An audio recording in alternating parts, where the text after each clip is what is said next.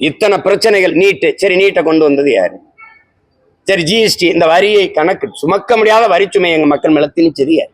சரி இந்த வரியை எடுத்துட்டு போற என்னவா நலத்திட்டமா மக்களுக்கு திருப்பி வருது? பதில் எந்த நிதிநிலை அறிக்கையிலாவது நாடங்களும் இவ்வளவு வருவாய் பெருக்கம் சரக்கு மற்றும் சேவை வரியால இந்த வரி நாடங்களும் இப்படி மக்களின் நலத்திட்டத்துக்காக பிரித்து அனுப்பப்படுது. குழந்தைகள் நலன், கல்வி, தொழில் வளர்ச்சி, பொருளாதார வளர்ச்சி, இல்லை இந்த வேலை வாய்ப்பு அல்லது இந்த மருத்துவ வசதி, அது ஏதாவது போக்குவரத்து அப்படி ஏதாவது பிரித்து அனுப்பப்படுது.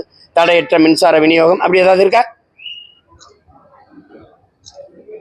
156 லட்சம் 160 லட்சம் கோடிகளுக்கு மேல கடன்.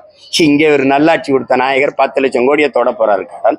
கடங்காரப்ப என் நாட்டில் நான் ஒரு கடங்காரன், நீ ஒரு கடங்காரன். இதுல வளர்ச்சி, டெவலப்பு, நல்லாட்சி இதெல்லாம் என்ன இருக்கு? வெறும் சொல்லாட்சி மட்டும்தான்.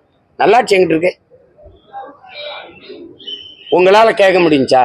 நாட்டு பாதுகாப்புக்கு எல்லையில் நின்று போராடி செத்த ராணுவ வீரன் உடல் இந்த மண்ணுக்கு வரும்போது என்ன அந்த நாட்டு வீட்டுக்கு மத்திய மாநில அரசுகள் எவ்வளவு நிதி உதவி கொடுத்தது?